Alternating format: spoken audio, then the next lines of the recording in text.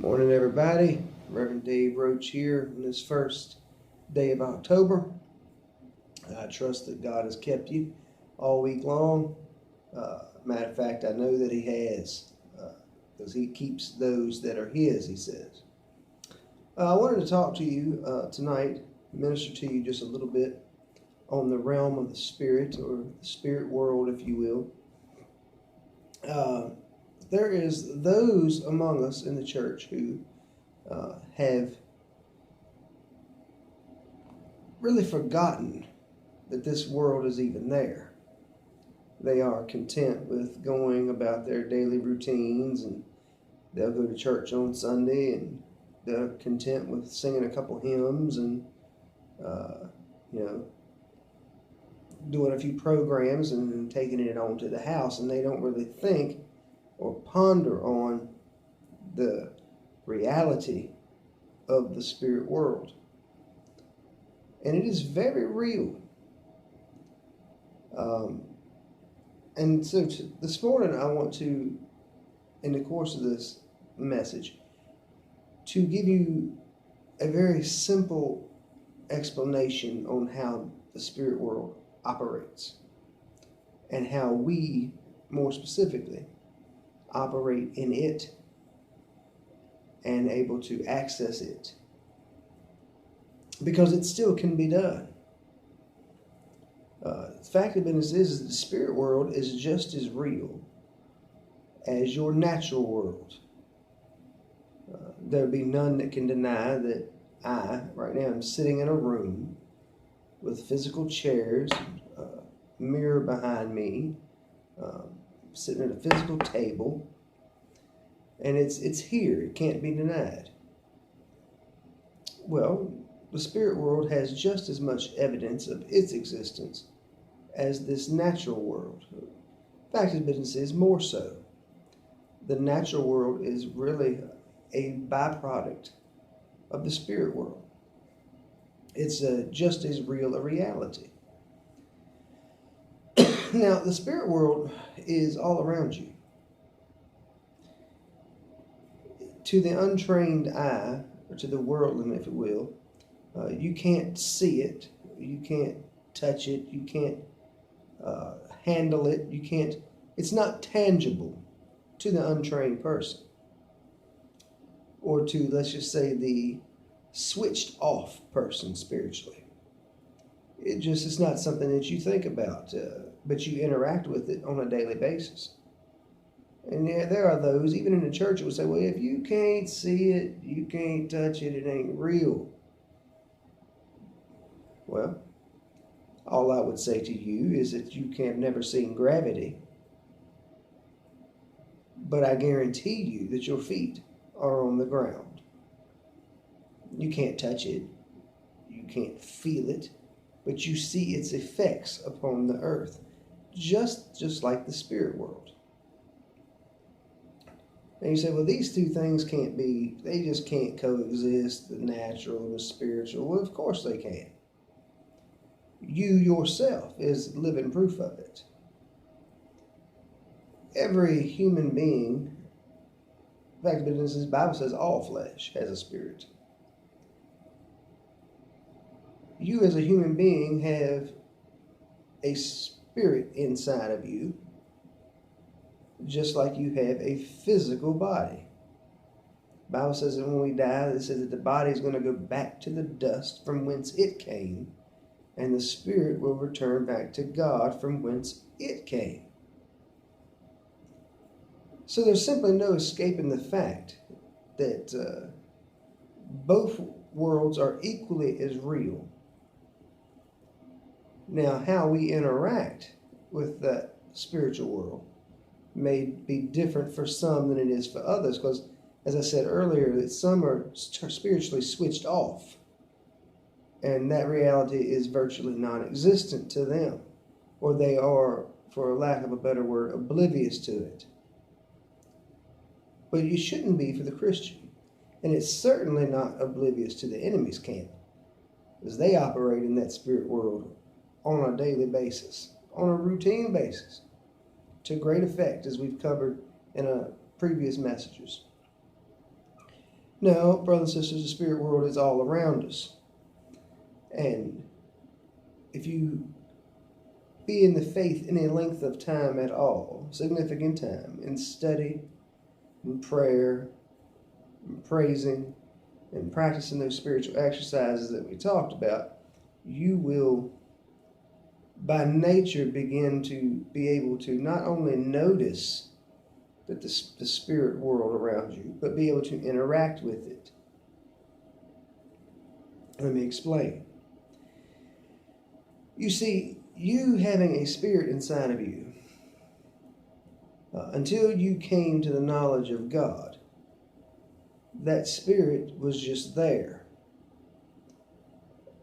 But once that spirit got turned on inside of you, now you have the ability for that higher reality, if you will, of the spirit to interact with the rest of the spirit world.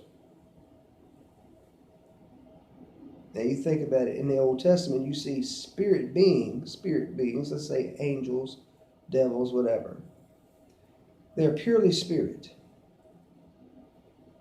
But you find them being able to leave that reality and interact with the physical reality by taking on bodies, either inhabiting the bodies of men through what we now call possession, to use that term loosely, or just physically manifesting in spiritual form manifesting to a natural form. You see God did it. You see angels do it all throughout the Old Testament and in the New Testament. Jesus is a prime example of it. God, which is a spirit, manifested what? In the flesh. They're a prime example of the spirit realm integrating and involving itself in this natural plane. Yes, brothers and sisters, that can happen. Plenty of evidence to Paul in the jail. Peter in jail. The chains fell off of him, and he appeared through the ward unseen. Well, how did that happen? It simply is that the spirit realm, he entered into the spirit realm to where the untrained eye could no longer see him, and the tangible things of this realm had no hold on me. Simply, you're not bound in the spirit realm by the same laws of physics that we are in the natural world. You think about that. That's powerful stuff, brothers and sisters. Yes, there are laws in the spirit world, but they're not the same laws of operation here in the natural world. I can't by will make my flesh disappear by any natural means. I just simply don't have the ability. But if I can access the spirit, which is the higher reality, then if I could do it, I could vanish sitting right here, just like the apostles of old. Just like Jesus walking through walls. How is that possible? Because the spirit world can interact with the natural world just as the natural world can interact with the spirit world. You in your natural body interact with the spirit world all the time. When you pray, that's a very much spiritual act. When you sit and say the blessing over your meal, which is a physical meal, but you are now saying the blessing, which is a spiritual act, over this physical food. So it's quite natural for it to happen, if you will use the word natural. So if you think, I could get on this subject for quite some time, and I'm not certain that just these few minutes tonight is going to be to adequately explain how it works. However, if you take both realities, let's take your natural world, and the spiritual world. And imagine that it was the same book. And everybody's familiar with what a book looks like. It has two bindings, pages in the center, chapters, words, illustrations, whatever. It's a book. Now, each page has words written on the front, back, and vice versa. And you can open the book and you can read from page 1, turn the page, read page 2, but at no point are the words on the front of page 1 and the back of page 2 are they interacting, unless some variables happen. In other words, the words are existing on page, front and back. They're there in the same book, but there's no interaction unless some certain things would happen. For example, if I was to take that book and dip it in water, close it back and put pressure on it, after a process of time, all the words would be jumbled together. So you would open the book literally and look at page 1, turn the page, and page 2 would have some bleed through from it.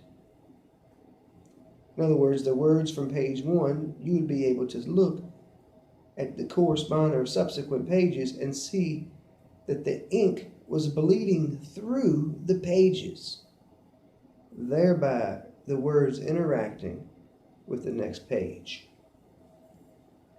That's the way these realities work.